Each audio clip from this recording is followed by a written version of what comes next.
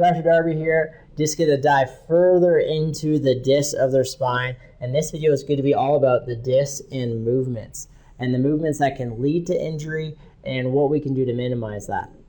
So going back into the anatomy again, the disc has that jelly-like substance in the middle. That is the shock absorber. It's surrounded by all these rings of connective tissue that are glued together, okay?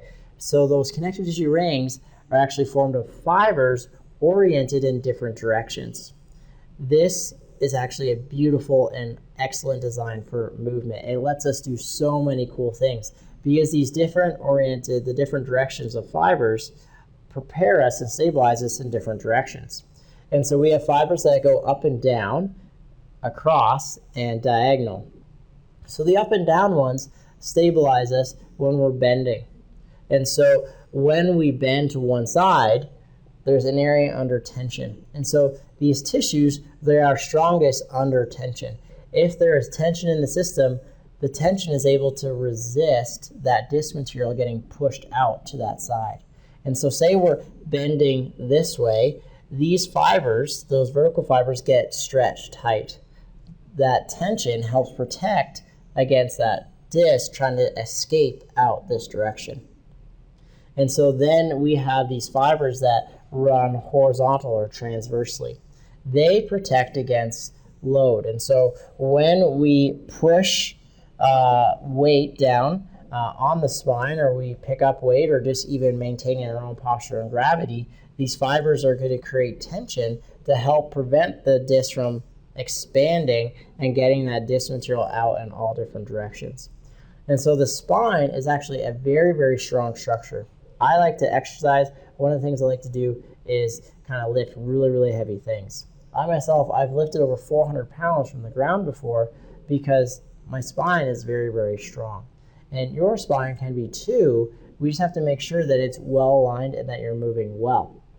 Because if the spine is stacked on top of each other and there's not a lot of rotational forces, it can handle tremendous load. But if that spine is misaligned and we're not moving well, and we add a couple other types of factors, there will be an injury even picking up a pencil or a box of cereal. Because what happens here, as we combine certain movements together, we can get some buckling of these layers where we lose the tension and create slack. Now this tissue is strong under tension, but it's weak when it has slack in it. And so if we bend, twist, and flex our spine, kind of what we know we're not supposed to do, that creates a lot of buckling of these tissues. These tissues start running into each other, and if you add too much load, they'll actually separate from each other. And so these tissues are all glued to each other like this, a bunch of different layers, but if we separate them, it creates a vacuum effect and a very loud pop. Different than like your knuckle pop or even getting your spine adjusted. That can make some sounds as well too.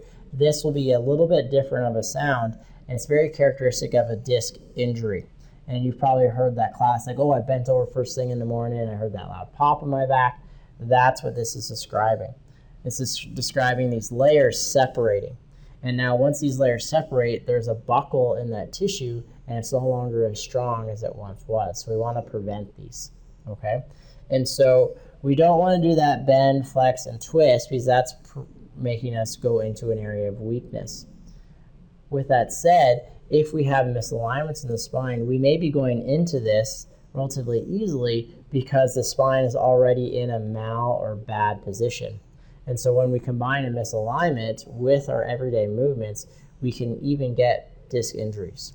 And so this is why one of the very first steps to a healthy spine is getting adjusted. After that, of course, we want to move well. We want to keep that spine nice and tall and neutral. We don't want to do too much rotational combined with load, picking something up, and flexion, because that is going to most commonly put that area of disc into injury where we can hurt ourselves. So, Dr. Darby, look forward to serving you on future videos. This is how movement plays into your spine.